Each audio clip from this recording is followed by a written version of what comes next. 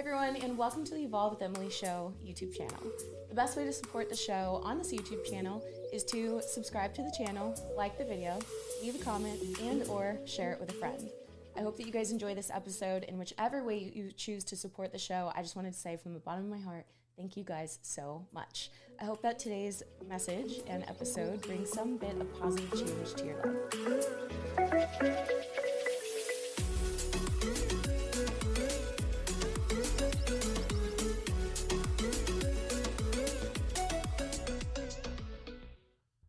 Hello, everyone, and welcome to the Evolve with Emily show. I'm your host, Emily Hayden, and today we have a in-studio guest. She is a coach for Evolve X. She is a national qualified bikini competitor. She is a dog mama, a wife, a competitor. I think I already said that. Hannah, welcome to the show. Thank you. I'm excited to be here in real life. I know, it's so much better than Zoom. Oh, 100%. We make it work. Zoom's a lot of fun, but yeah, of course. In person's better. Absolutely. So welcome to the Evolve with Emily show. What do you think of it? What do you think of the studio? Studio's fun, man. This is so nice. I know. I like hosting people here and getting to do this in person. Oh, yeah. It's so convenient and just a nice setup too. So tell people why you're in town. I am in town for the Evolve X or the Evolve Retreat. I'm going to keep saying Evolve X, guys. It's going to be hard. Evolve X coach. X just comes after it naturally. But the Evolve the Retreat, which I'm really excited. We've got clients flying in from all over the place. Evolve X community members coming in from everywhere to come hang out with us, go to Alpha Land, train, do some Brazilian Jiu-Jitsu, do all kinds of just really cool stuff. I'm very excited to meet everybody. Yeah, it's going to be incredible. Just a weekend full of all the things that we love: fitness, personal growth, mindset. Absolutely. And, this event is open to everybody, but we did have a lot of clients that ended up booking, which is cool because what you were mentioning, when we get to meet them in person, it's like we already have that relationship piece, which is going to be really cool because then today we get to have those experiences with them, right? Get to hug them in person, get to laugh with them in person. It's just like meeting a bunch of friends. Oh yeah, for sure. It's so nice because again, that relationship's already established and you just actually get to see them in real life. It's always interesting when you meet someone in real life and you're like, you're shorter than I thought. Dude, that keeps happening. Do you? Do people think you're taller? I often get that. A lot of times people think I'm taller. I'm like, no, I'm just 5'2". Yeah. I forget that you're short, actually. And then people usually they think that I'm a little bit taller. I'm not sure why either. But anyways, so this weekend's going to be incredible. But before we dive into the weekend, I actually want to dive a little bit more into you and your story and your upbringing into fitness, actually, because oftentimes we have you on the show and we do a little coaches podcast where we coach live for the listeners. And that's incredibly valuable. We'll probably get to that a little bit later. Yeah, definitely. But I kind of want to know, what started your journey into the fitness world? So, I feel like mine is, I'm sure a lot of people can relate, but I was a big party kid in college, partied all the time. My roommate and I used to joke that if one of us weren't home, we partied a lot and then we also ate terrible. So we would always joke if one of us weren't home and we knew we weren't in class, we figured you're at McDonald's. Oh, it's literally a direct quote. Hey, Katie. Shout out, Katie. She's also very much into the health and fitness scene now. So it's so funny that we both just branched into that. Yeah. Okay. But, no, so I drank all the rum, buckets of rum at the bars on the weekends, just the life, man, was living it. And I was always very athletic and active in my younger years. So eventually, that catches up with you. You start to gain weight, you start to feel really crappy, and you're just oh, this is kind of gross. But really what did it for me was my boyfriend at the time, now husband, got back in the gym. He started working out because he was an athlete in his younger days as well. And he was like, okay, I just want to feel good again. So he started working out and I was like, oh my God, he's starting to lose weight and look good. And I look like a potato. I look like a potato. Yeah. So I was like, okay, well, I have to do something about this. I should probably work out too. So I started the traditional route of cardio bunny. I just lived on the elliptical or the Stairmaster or whatever I thought was going to burn the most calories. And then I eventually graduated to working out with him a little bit. So I would lift weights. I'd do some pull-ups. So this is kind of cool. So I just really started getting into it, but never quite giving up the party kid lifestyle yet. I don't think I fully gave that up until I actually graduated college and left the environment. But I definitely cut back and I definitely made huge shifts in my nutrition. Sometimes not always the best ones. That time you did all crazy stuff. I tried to eat plain non-fat Greek yogurt plain. Don't do it. I like it. Plain non-fat Greek yogurt. The sourish kind. Yeah. I know. Psychopath. I actually enjoy it. I mean, you could also add some fresh berries to it. If I doctor it up, sure. Yeah. But I remember the very first time I took a spoonful, I gagged and I was like, I cannot eat this. You're like, healthy is not going to work for me because I can't eat Greek yogurt. This isn't real. I can't eat cottage cheese. Oh, I love cottage cheese. Weirdo. I know. I'm kidding. No, a lot of people like cottage cheese. And to be honest, I am down to try it again. Okay. As long as somebody has like a really good recommendation. Oh, I do. Okay. Well, is it like a brand you know of yes. that you can share with them? So it's called the Good Culture brand. Okay. And I'm trying to think. I found it at a local grocery store called Harris Teeter, if you have those around you. But I'm sure you could find it at like any smaller chain grocery store like Kroger or Ralph's. Yeah. But they even have like flavored ones, which sounds weird. I bought them very skeptical. I was like, I don't know about this. This sounds pretty nasty. Yeah. But it was pineapple flavored cottage cheese. And then they also had a strawberry one. And it has like fruit in the bottom. I'm like, I've seen that before, and their cottage cheese is pretty good. There's like 20 grams of protein per container. Like it's nuts. I know. And I was like, okay, well, I'll try it. It was actually bomb. Like I'm definitely going to buy more. We should try cottage cheese on this trip. Okay. Sold. Yeah, let's do that. If you guys saw my Instagram, then you probably already saw the cottage cheese taste test by now that we're going to do later. I actually am intrigued. I just don't even like the word cottage cheese. To be honest. I don't enjoy the word. Yeah. No, it's gross. Anyways. Okay. So back to Greek yogurt. You're like, I can't do healthy. Yeah. So like I did all like extreme, like I prepped all the protein and I drank black coffee. I got all like calorie based beverages outside of alcohol. And like all of that. And then, but eventually, I graduated college, I got out of that environment, and I ended up, we had a friend, do you want the full history, the full shebang? Okay. Absolutely. Yeah. So I ended up having a friend of ours who was like, you guys need to come to CrossFit with us. I'm like, no, CrossFit's for idiots. We're not doing that. And he was like, you need to come to CrossFit. I'm like, no, it's for people that like don't know how to work out. We're not doing that. Like, you need to come to CrossFit. It was back when it was like kind of hated by like the bigger community. I'm like, no, we're not doing that. That's dumb. Fast forward 2-3 years, I am a CrossFit coach. That's awesome. So we ended up going to take a class. I loved it. I very much do enjoy it. I think it's a great way to practice your fitness. Like it's so fun. I haven't actively done it in quite some time, but I still love it. So I ended up getting really into CrossFit. We did a couple of competitions just for fun, and like never did better than like 4th, but it was a good time. Yeah. And really enjoyed that phase. And then it came down to, and every time I tell this story, I shout him out. I don't know if he ever listens to anything, but Doug, you changed my life, man. So I was actually working out at my CrossFit gym with one of the coaches was prepping for her first figure show, and her boyfriend at the time, now husband, was prepping her. And he came into town to visit, and he came in and just like sat in on the class, just like spent some time with her and say hi. And like afterwards he approached me, he goes, do you ever think about competing? And I was like, no, that's not for me. That's for Emily Hayden. Stop. Is that what you said? I think I've grouped you in with that. I was like, that's for people like, Heidi Summers and Emily Hayden and like all those people. Like, I can't do that. And he's like, well, I think you have really good structure. You have good shape. If you wanted to do it, I would help you. And I was like, that's all it took. Wow. Like, that's how bad I actually kind of, I guess, secretly wanted to do it. So I started a prep like a month later because I had like a shit ton of muscle built up from, I'd been lifting for years at that point, and then CrossFit like builds a ton of strength too. So I had a good base. So I went ahead and like dove into my first prep and fell in love. I did a show a month earlier than I was supposed to because I'd never dieted really in my life. I'd never like purposely went into a deficit. So your response was great. Yes. The days. So nice. So nice. I miss it. But my response was great. So we ended up doing a show a month earlier than anticipated. I got first call out. I placed. I got, I think, like 4th. I don't know. Like, I was actually looking back at those photos the other day and like dying because my back pose, like, I had my legs together and like my posing was like all flaily, and I was like, I'm having so much, like, you could just tell I was so happy to be there, but like, that's awesome. Very new, very green. Awesome. But I ended up doing that one, and then I did the show I originally anticipated doing, and I didn't place as well, and I was, I'm competitive. I know you know that, and I know you relate to that. And I was like, well, like, obviously, like, I'm not done. I can't end on that note. So I took some time off and then ended up doing some shows in the fall, and won first, and then first in overall. That's awesome. How good did that feel? It was awesome. And that show that I got the overall was Pink, which is in St. Louis, which is hosted by First Form. So that's actually where I met Jarrett and got involved in First Form. That's awesome. After winning that show. So that was really cool. But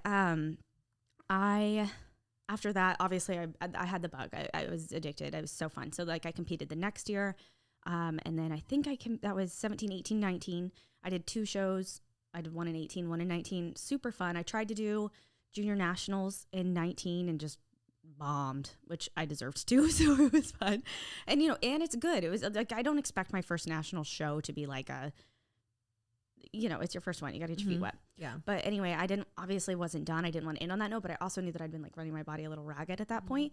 So I ended up deciding to take a year off. So I took all 2020 off, which ended up being a really good idea. Yeah, perfect. And then came back in 2021 and did 4 shows, 3 national shows, placed top 5 twice, and love it and miss it entirely. And now it's all about that lifestyle fitness and like getting just more athletic and falling in love with fitness again, and not discontinuing competing because I don't like it or have a bad relationship with it, but just because, you know, my body's kind of over it. Yeah. Well, I feel like at a certain point you got to give yourself a big break. old break. Yeah. A big old break. Yeah. Yeah. For sure. And you never know. Right now, actually, in the competing world, we're seeing a lot of people make comebacks. Yes. You know, India Paulino is one of them, who's one of the OGs. And, you know, everyone's been making such a craze about her comeback. She looks incredible. She's had a child now, right? At least one, or maybe she has more than one. I'm pretty sure. She at least has one. So it's really incredible to see them come back after so many years. And so cool. Yeah, it's just, I think it's really inspiring. And I think it just shows you too, to never say never. You never know like what the next season of life might bring for you. Oh, 100%. And, you know, for her, it's been years. Like, I don't even know how many years since she's been on stage. I couldn't tell you. Yeah. So it's really cool to see that. So, okay. A few things I want to point out from your journey. Yeah. You said, you know, with starting getting into fitness, right? That you hadn't really like stopped partying as much or stopped the alcohol. And you mentioned when I got out of that environment, things changed. Yes. So talk a little bit about environment and how important that is. Maybe it could be that kind of environment, like partying and drinking. Maybe it could be your gym culture and environment. Talk about environment and how important it is for you. That is honestly huge, because even like living, depending on where you live and like who you're surrounded with every day, do you have fitness minded friends? Like that was a game changer for me in my journey. But going back to like college, like graduating, I ended up moving about an hour away from where I went to college. But we still had friends up there. That's where we like met. We ended up moving to the same town where our friend who got us into CrossFit was, and like all that stuff. So we got into that, but then we made friends at the CrossFit gym, and I would still travel back home to hang out with my friends who were still in college that were younger than me. Like I'd go out to the bars with them. I think I did that for a couple months post-college. So it took time for me to purposefully remove myself from that environment and say, okay, like I actually specifically remember being out at the bar one time and looking around, and I was like, I can't do this anymore. Yeah. Raise your hand, who's had that exact feeling of just looking around being like, Yes. no. Actually, my very last tweet on Twitter and my account, I was at a bar called Sticks, and I was like, I'm too old for Sticks and I'm too old for Twitter. Goodbye. Just Stop. left. You are so dramatic. I love it. It's like emo and dramatic. Exactly. I just remember like back in like the Twitter days, I was like, no, I'm done with this stuff. Like I can't do it. That's amazing. But even like as far as like your gym goes and like where you're working out at, you want to make sure that your environment motivates you and it inspires you and it's fun. You know, they've got good music, they've got good vibes, all that stuff's really important. And that's going to vary by person too. How do you like to train? What kind of people do you like to be around? Do you like to be left the hell alone? And you don't want to go to like a super social gym where people are like, hey, what's your name? Hey, how are you? Like, that's not your vibe. So you want to make sure that you find something that fits what you're looking for. And coming from a person who's worked at and worked out at shit ton of gyms, I'm sure that you understand as well. There's a lot of types of gyms. There's your club gyms where people might leave you alone a little bit more. There's not as much of like a community as there is like a hardcore lifting gym or a powerlifting gym. It's just all about like, what do you want? Yeah, that's so good. And I noticed for me that sometimes like in different seasons of my life that changes. So, you know, for the people listening, don't be surprised when the gym that you've been going to doesn't like do it for you anymore. Yeah. You know, just decide, okay, maybe I need to pick up and go to the next gym or get another membership. For me, I mentioned to you how I love my home gym here, but I actually need community. I actually need to like say what's up to somebody at the gym occasionally. Like I really look forward to those small interactions. So for me, I really like having a variety of different things I can choose from, whether it's an at-home workout or it's heading to Alpha Land or, you know, a nearby gym or something. So for me, having that has been really nice. I actually had a season of life too where I got really into cycling and I did Flywheel, which is just like a cycling class. They play like EDM music. They have like the black lights. Fun. So it was crazy. It was a ton of fun. My favorite music, you know, always good vibes. And for a season of my life, like that was amazing for me. And I was like so into it.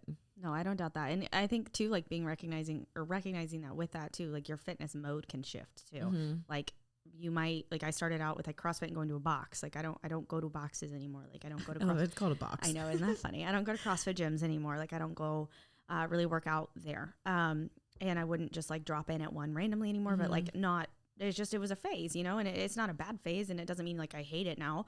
Same thing with cycling. Like maybe you don't go to cycling classes as much anymore. It's not that you don't hate it. It's just it doesn't fit right now. Yeah. And I do have a Peloton that I use at home, which I love. Helps. Your profile is still actually on it. Oh, if you want to use I think I get here. emails like every once in a while. Yes, it's like sign up for this, and I'm like, I can't. Yeah. I also did F45, and I loved that because I really like circuit style training. Yeah, I think Amanda said she does that. Our other Volvox coach said she does that and loves it too. Yeah. So it's nice. I would encourage people just to try out different environments, different gyms, different modalities of training, and now I'm doing like the jiu-jitsu and Muay Thai, and those communities have been really incredible, completely different than like bodybuilding community. Oh yeah, I'm sure. So, but it's been really cool to like see different, it's kind of like, when you travel, you get to see different cultures and people and the way that they live and eat. It's kind of like I'm seeing different cultures of like gyms and training and community. Oh, so that's awesome. It's fun. I'm doing my little world tour. Yeah, a little world tour of different styles of gyms and communities. Something else that I wanted to point out is you were mentioning that later on in your story, you said you would never do CrossFit. And then here you are a few years later, a CrossFit coach. So what would you speak to people about keeping an open mind and being open to what life gives you? Just try. Like the worst thing that's going to happen is you're going to go and you're going to hate it, and then you never do it again. Yeah. And then you're right. And you can and it's over. Yeah. And then, you can rest assured in your decision when somebody's like, hey, you should come to this CrossFit class. You're like, no, I did that one time. Didn't like it. Yeah. Or you should come to like this, I'm trying to think of something. Cycling, yoga. Yeah. And you're like, I keep trying to get my husband just one time to go to hot yoga with me. And he's like, absolutely not. Absolutely not. So yeah, I get it. But I feel like I'll never leave him alone until he goes one time. Yeah, eventually he'll go. I'll wear him down. Persistency is key. Ace, you can do it. How long have you guys been together now? We 18. I gotta do math. Okay, so we've been married 7 years this summer. So in a few months, which means we've been dating for 14 years later this year. So we've been together for like 13, 14 years, somewhere in there. That's insane. I know, isn't it? So when she says she'll get him to do it, she actually knows that she will. She's been with him for a very long time now. How incredible has it been to go through different seasons of life with somebody, with your best friend, with your partner? It has been honestly awesome because there's a lot of twists and turns in life. Everybody knows you go through hard things, you go through tough shit, and you have to come out on the other side eventually, one way or the other. So to have somebody in your corner and like to help you, to lift you up when you need it and to help lift them up when they need it, like it's just so nice to have that consistency in support. Yeah. Life-changing. And also, you guys are a young couple who've been together for so long. What do you guys think about this kind of like dating society that we're in these days with social media and Instagram and all these dating apps, and how you see just like, it seems like nobody stays together these days. Yeah. So what are y'all's thoughts on that? And I guess you could just speak for yourself. Yeah, no, we actually kind of talked about that a little bit the other day. We had a conversation of like, what if you were still single? Yeah, I'm just curious, like what y'all's thoughts, your open thoughts are on it. I don't know. I'm a very trusting person, so I don't know. I feel like I'd fall for idiots. Yeah. And yeah, I don't know what would happen. But like our thoughts on it in general is just like, I don't know. It's hard to speak about what I think it would be like because I have no idea. I've never downloaded Tinder or like I play on my friends sometimes. Yeah, like, just to see what it is. Like, hey John, give me your Tinder. Yeah. Here, I'll match you. I'll matchmake you. I'll pick out some people for you. I feel like everyone's done that with their friends before. Absolutely. Give me your phone. But I just think, I don't want to say that it comes down to a matter. It kind of does. It comes down to a matter of being willing to accept that the person that you're with, you're not going to like them all the time. That's so good. Like you won't. Ace annoys the shit out of me sometimes. And I know there are times on the weekend where he'll get up and walk out of the room. Like, where are you going? And he's like, oh my God, leave me alone. And I'm like, but like, where are you going? So Elsie's like you then. Yes. Oh, we are meant for each other 100%. Elsie's her little Frenchie. Yes. Ugh. But, and we drive each other nuts sometimes. And like, there are times too where I'm just like, I don't even want to be around you. Like, just go away for a couple hours. Like, leave the house. And he, I'm sure, feels the same way about me. Yeah. But I think it's all about recognizing, like, being willing to see the good. Like, there's times he irritates me, frustrates me. And I'm just like, okay, like, you're focusing on all the bad. And, like, there's so much good that you're, like, putting to the side because you're emotional right now. So, like, let's go back. Let's go back through the list of good of all the things we love about him and all the ways that he shows up and supports and does amazing things. And I think that that's really important too, to remember that what show we were talking about it last night. We were watching The show we were watching last night? No, not The Ultimatum, but the other one. Love is Blind. Love is Blind. Yeah. And people were like, I want butterflies. And I'm like, oh my God, I'm going to throw up. Like, literally. you're not going to have that all the time. There's going to be times where like, I don't want to be around this human. Like, it's ugly and it's hard, but that's a part of it. I mean, as long as, you know, there's obviously stipulations for that. You don't want them to be abusive or of course, all of that. But like, if it's just like they're driving you nuts, or they are, one of the Ace's things is he starts playing video games and then like just doesn't ever stop. And I'm like, what about me? So, you know, I have to just recognize that that's like me with a good book. Yeah, you know? Totally. Yeah. And like what you're saying, I think it's really easy to judge the other person, not realizing that you're probably projecting what you do in a different kind of way. You know, kind of like you said, me with a good book, right? But because it's two different things on the surface level, you think that it's completely different, you know? So I think it's, you know, important to always kind of take that step back. And kind of what you were mentioning, it's like you realize that everybody comes with their own stuff. Oh, definitely. I don't think there's one human you could be around for that much time and not ever be like, yeah, I don't need to be around you right now. Like that's everyone. Yes. I think the only one that maybe that wouldn't happen with is like Elsie or Vinny or Frankie or our dogs. They can always be there. They do no wrong. Yeah.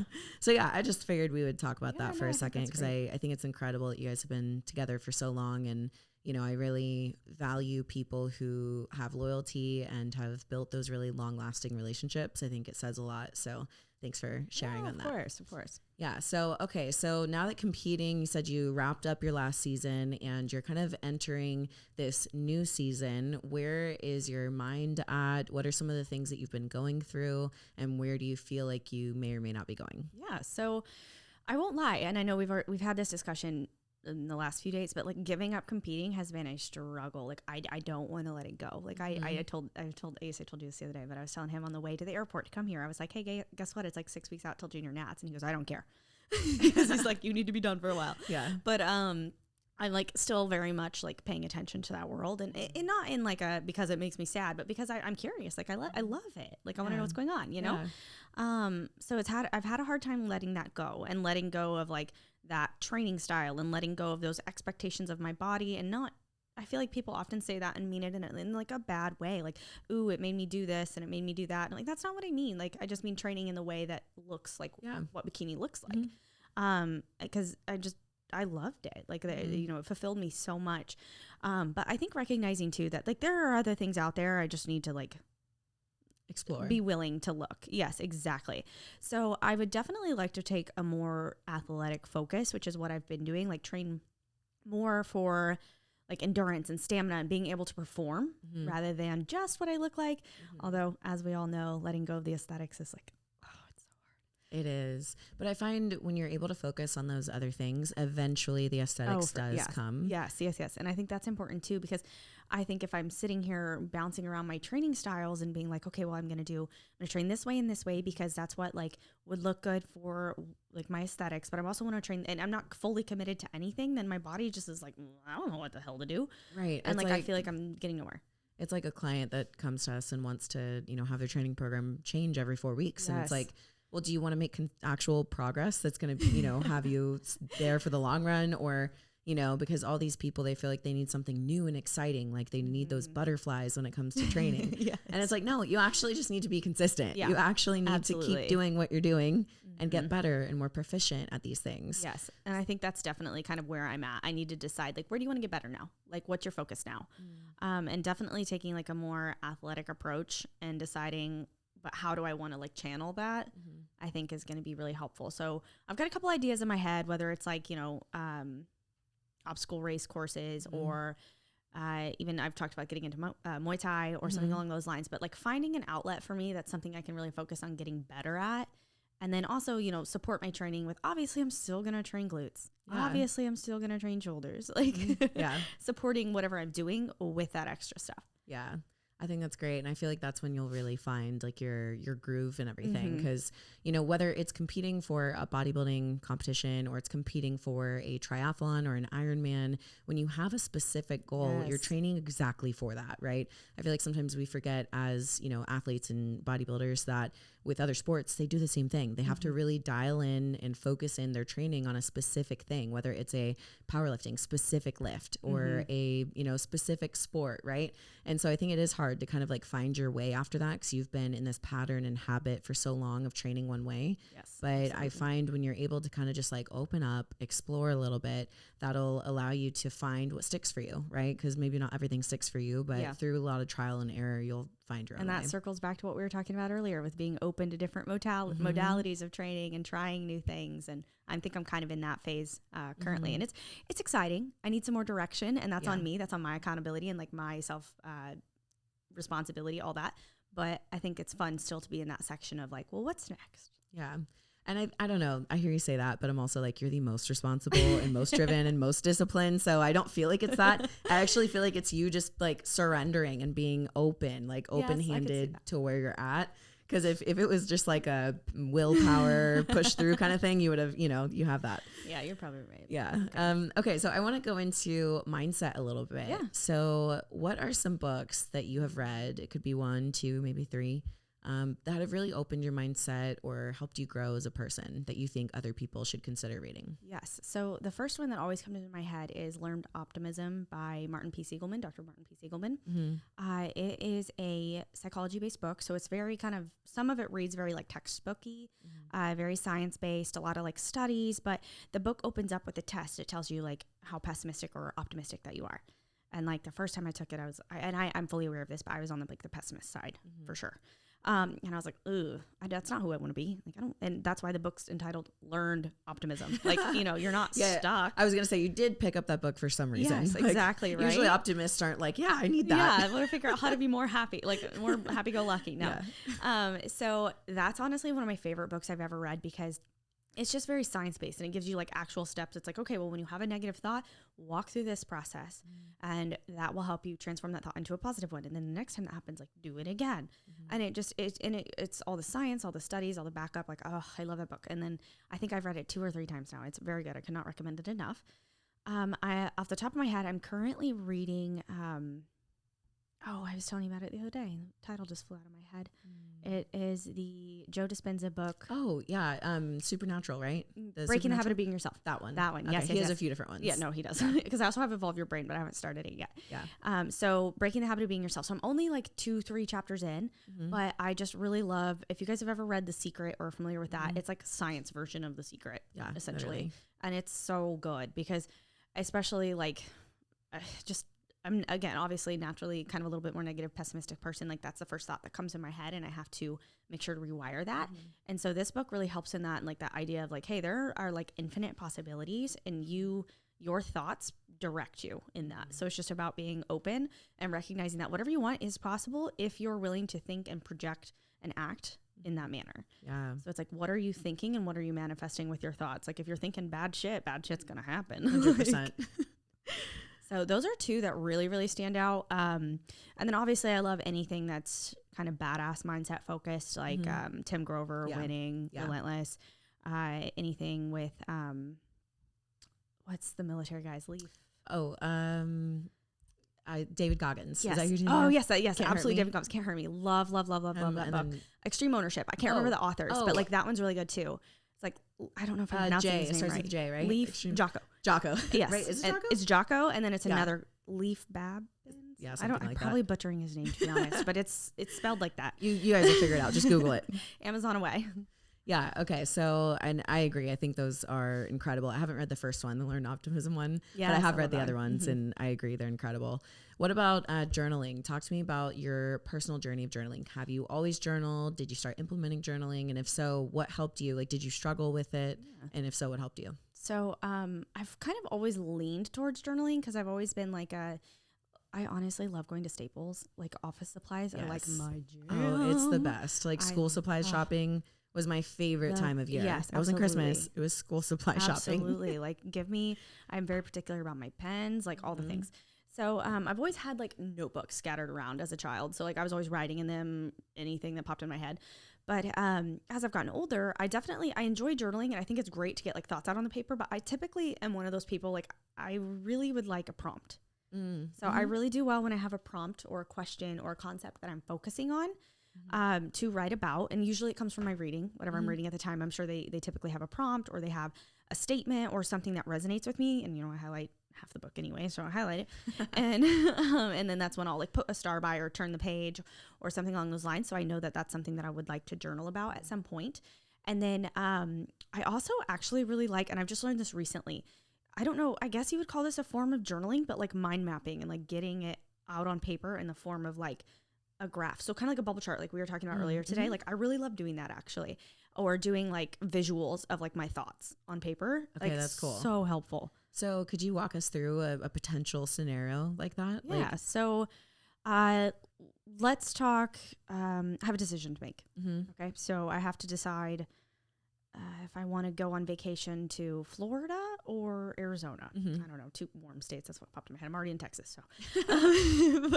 So I have to make a decision there, right? So I'm going to maybe vacations at the top, the paper split down the middle, and I have Florida versus Arizona. I'm very type A. So I'm going to do things like look up flights and compare costs. I'm going to do things like look up where to stay, where I want to go specifically, what there is to do, what interests me the most. I'm probably going to bring Ace. So what interests him the most? I'm probably going to bring Ace. What interest or like what things are in that area, which one are we getting the most bang for our buck in that area. But I'm going to create like little sections of that. So that one would probably be less bubbly and more like section based, like pro con almost, but like research, like a box for cost, a box for travel cost, a box for things to do, a box of specifically ideas where to go, or convenience of locations around that, a box of like what's the purpose of this vacation, what would I get out of it, relaxation, rejuvenation, or maybe it's exploring nature or checking out this cool trail I've always dreamt about, or like whatever. But I'm gonna like box it all out so I can actually get everything in my head on paper. It actually when Ace and I have a big decision to talk about, we'll be sitting there talking at the table or whatever, and he'll be like, okay, well, we could do this. I'm like, hold on.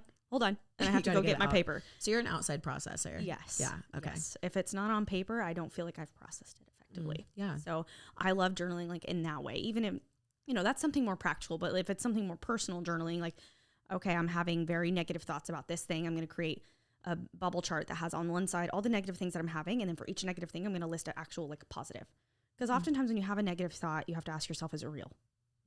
So a good way to do that is like, I want to fly to, I'm deciding between Arizona or that's not a good one because it's too practical. Right. But anytime you have like, okay, I'm worried that Emily's mad at me because she didn't text me back for like 2 hours, Just like, I'm like real life. Oh shit, was I like asking too much? Like, am I annoying? Was I unclear?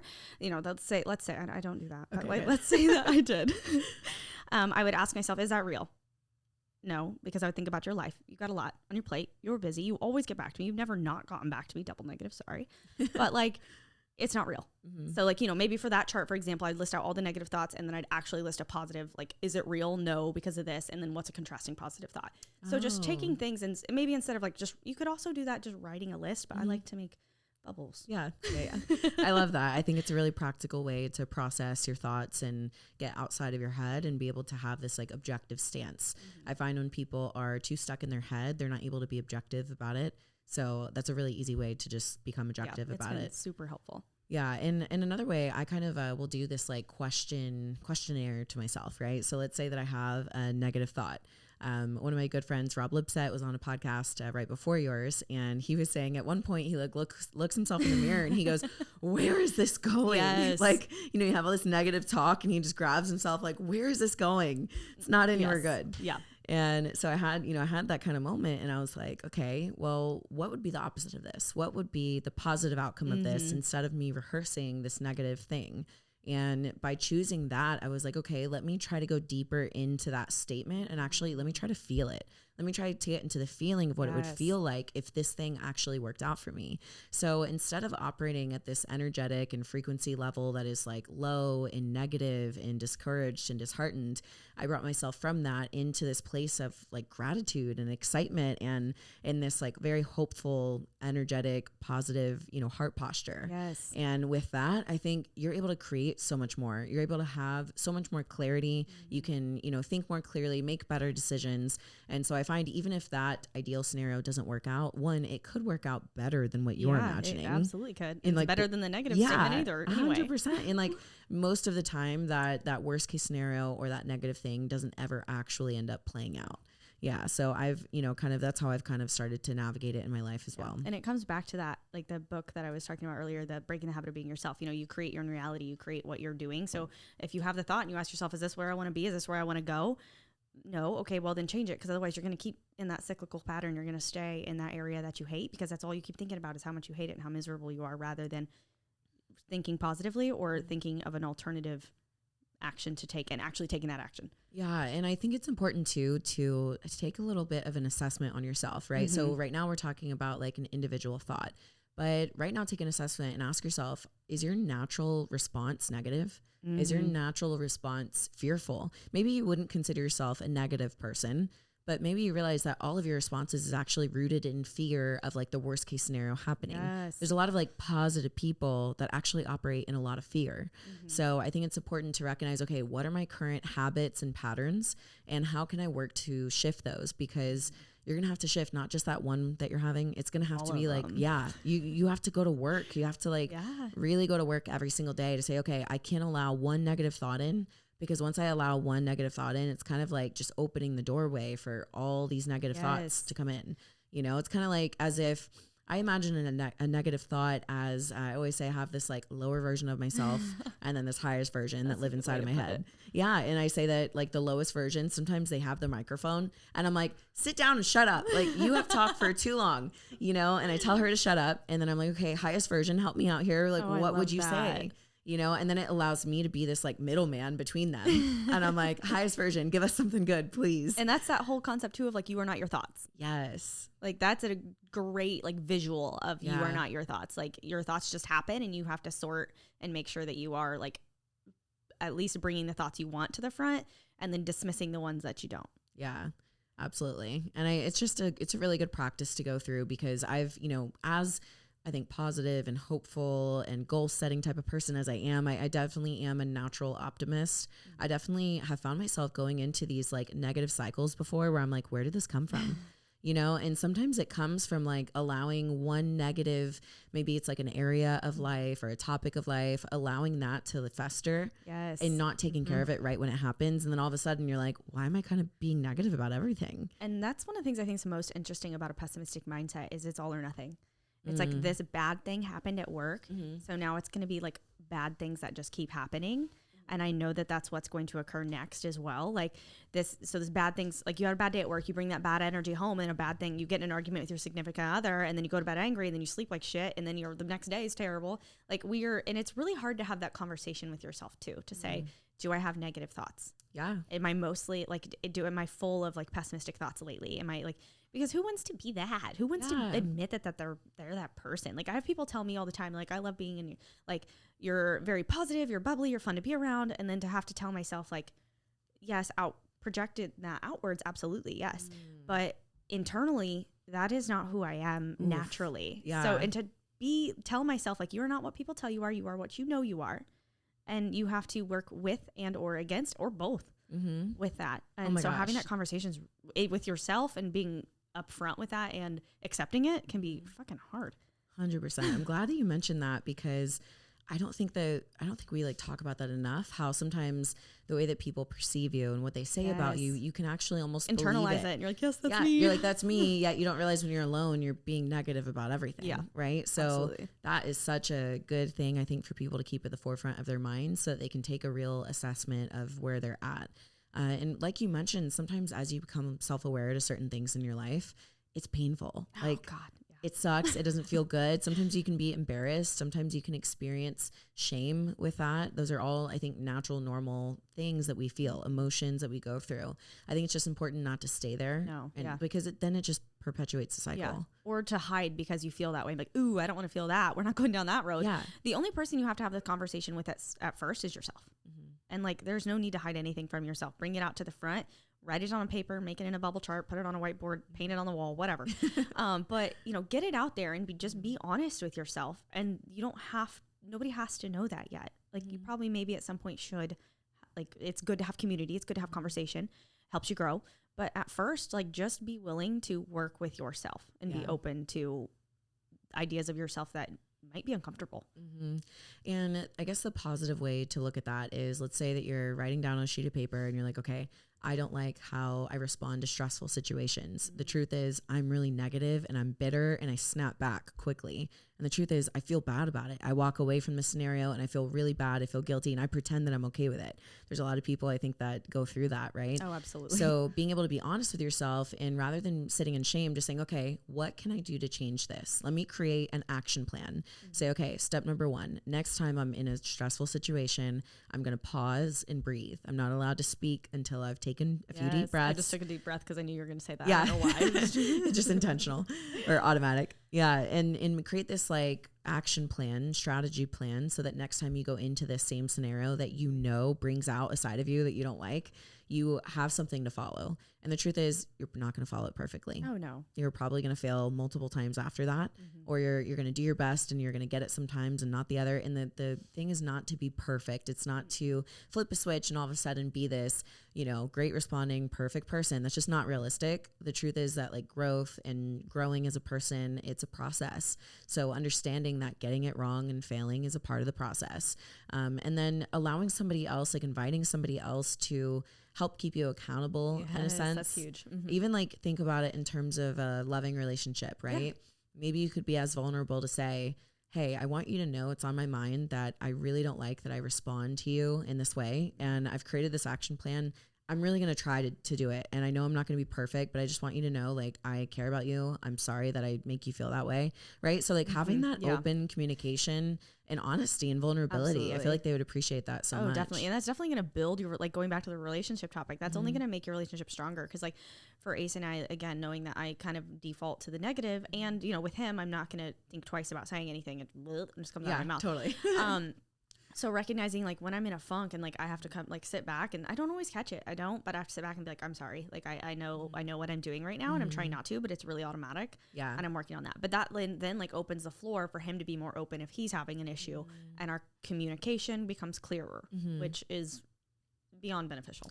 Yeah. And I forgot who I was talking about with, but we were saying how sometimes it just helps if you just say exactly how you feel in the moment. I know that sounds stupid. Hold on. Let me like rephrase that. It's kind of like, let's say that you are in the kitchen, you're doing dishes and you come in and you kind of like slam the door behind you a little bit and you throw your keys and this and that. And your partner's like, God, like, why are they being so rude right now? And they interpret it as rude. But then you say, I'm feeling so stressed out because of these deadlines at work. I just made a mistake and my boss is upset with me and I feel like the weight of the world is on my shoulders. I'm sorry. I feel really anxious. I hope that is not coming onto you. Yeah. Right. And then it allows them to say, oh, it literally has nothing to do with me. Like, let me help in that. I love that. Right. Or I've had someone before who, they made a mistake on something and they said, I feel stupid right now. But leading up to that, they were just kind of like flustered and all over the place. And then as soon as they said, I feel stupid, I was like, no, don't feel stupid. I'm like, We've all been right here. I get it. This is okay. And then it's like, it almost like broke down any, not wall, but kind of just broke hesitation. Down. Yeah. Hesitation or whatever might've been there and allowed me to say, okay, no, definitely don't feel that way because you're not stupid. Like, let's figure this out. It kind of like eased the room, it's so not, to speak. And it lets people know, like you said already, it's not their fault. Yeah. And I think that's the big thing. They're like, oh, I need to shrink because, and really it's maybe you need to eat, maybe you do need to give space and that's fine. But maybe also they need your help, but you're worried that they're actually like pissed at you. And that's not the case. Exactly. Yeah. And that's the thing is like, we're all, learning how to communicate. We're learning how to better do relationship, and doing relationship to me is so fun, but it's difficult because even as clear as you think that you're being, sometimes it's still not received in the way that makes sense to the person on the receiving end. And so, I have so much more to learn. And that's why I like talking about it. Yeah, I like talking about it because I like to hear people's thoughts and input on it because I want to be better at relationship, in every single way. And I think the only way you get better is one, by doing relationship in different, ways, business and work and family, life, love. But then two, just like being open and having these vulnerable conversations about it too. No, I agree. I love what do you feel like is a struggle between the client and coach relationship when you're first starting to build it? Yes. Okay. So I think the biggest struggle at first is sometimes people, because we call it the EvolveX program, they think of it as it's a program, it's 90 days, I cannot fuck up. Like 90 days of being level A, like on top of it. And then when they mess up, they're like, oh no. They might skip a check-in or they might gloss over their nutrition in their check-in. And I'm like, they didn't give me very many details about that. Yeah. Or something along those lines. So I think it's the first part of the relationship is being open and being willing to explain when things have not gone well. Because they're not always going to go well. It's not like a do or die kind of program. It's like excellence every day and recognizing that that's going to be different every day too. And I think the relationship part stems from being able to trust your coach enough to know, like, I can tell them, like, hey, Sunday I programmed out this for dinner, but we went out and I actually ended up eating like a ton of the appetizer or like what have you. And recognizing like, okay, let's see why that happened. And let's dig back in. Like, what did you have for lunch? Did you make sure that you had a high protein meal with some complex carbohydrates to keep you nice and full before that, and like good fats, all the things to keep you nice and full before you went to that dinner? Or did you go into that dinner hungry? Like, how was your water intake? You know, all these little things. I think that when you're like, sometimes they're afraid to be open. They're afraid to tell you when they didn't hold up to what they consider is perfect, when in actuality, like, that's not even what we want. Exactly. Perfection's not realistic in the first place. And two, I love that those are the questions that you go to, because I think, you know, I hope that the listeners, even who maybe don't coach with you, that they're able to see that when you bring vulnerability, when you bring a mess up, so to speak, right? We're not going to sit there and judge you or shame you. Wow. Or, wow, you suck. Like, you can't follow the program. You're out. What's wrong with you? No, it's like, okay, let's dive into this a little bit deeper.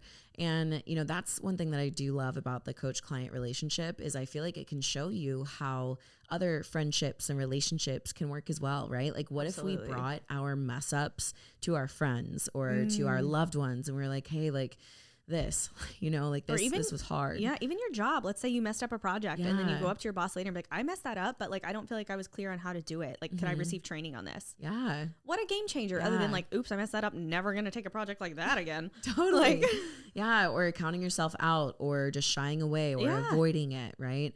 And I think, you know, a lot of people, they don't want to be seen as a failure. They don't want to be seen as someone who messes up. And we all have this like fake perception that we're supposed to be perfect, but you being vulnerable with the fact that you missed the target, I think opens up the door, so to speak, for other people to be vulnerable with theirs as well. And any human being is going to be like, me too, dude. Like, me too. And I think too, this is why in the Evolve X program, like the failure audio lesson is longer and the success audio lesson is actually one of the shorter ones. Oh, that's a good point. Which is interesting because failure, like there's a lot to unpack there. There's a lot to learn. There's a lot of good that could come from that.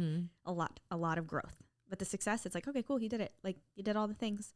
And that's awesome. That's great. Like, we have to do all the things to reach success, and success is necessary every once in a while to keep going. But most of it's going to be failure. Yeah, on the way to success. Exactly. Yeah, and just learning how not to internalize it, learning how not to make that your identity. I think a lot of people will identify with their failures in life, right? And rather than seeing it that way, you could simply see it as the next thing that like molded and shaped you into what you are today. And oftentimes we have to go through those failures because if we didn't, we wouldn't know. It's like we'd be taking everyone else's advice for certain things, right? But once you have a good on failure, like a real good failure, you're like, I don't need to learn that one ever again. Good. Got it. I've had some failures like that in my life where I'm like, yeah, that's a one and done for me. I've learned that lesson and now we can progress. And to tie that into like the books too, another book I would recommend, it's called The Gap and the Gain. I can't remember who it's by, but it's got like a blue cover. Yeah. But, a client, an in-person client, actually, she's also very career oriented and like all these things. We had a conversation during one of her sessions. She goes, I'm going to send you this book. Because she's like, we have the same mindset and I've read this book and it's so helpful. So she sent you the book? She sent me the book. Yes, one of my clients did. Because one of my friends gave me the book. Oh, really? Yeah. Shoot. Yeah. They're very, oh my goodness. It's very interesting. People are like, you need this. Yeah. Literally the same. But the book, I love the concept of it because, you know, it talks about like measuring yourself by your gaps or your gains. Do you measure yourself by the targets that you missed? So if I always compare this to my competition journey because it's honestly a concept that I do struggle with still. I do measure myself a lot by the failure of it, which is dumb. And I know that and I'm working on it. So nobody's perfect. Yeah. But do I measure myself by the fact that I went from a McChicken loving whiskey slugging college kid That's so true. It's so accurate, to a, you know, top 3 level national bikini competitor in the NPC? Or do I measure myself by I missed my pro card by 2 spots twice? Yeah. Like I tend to sit in the gap, which is I missed my pro card by 2 spots twice, rather than the gain, which is I went from the unhealthy like binge drinker to literally like, it's my career now. Mm-hmm. Like, look at all that good and look at that little bit of bad. Like, how do you measure yourself, you know? And to me, it's not even bad. It's just ... not yet. Yeah, exactly. Mm-hmm. Literally, just not yet. Like Yeah. almost there. Yeah. You know, it's like the journey's still being written, so to speak. Definitely. But I do love that. And my perspective on that is like, because you and I are very similar in this way, is yes, look back at how far you've come. Like that is absolutely incredible. But I think that people who sit too far on the gain side, like they rest too much on yesterday's success. The end. Yeah, that they won't actually ever get to where they're going in life. You're because right. Yeah. they're sitting on yesterday's successes.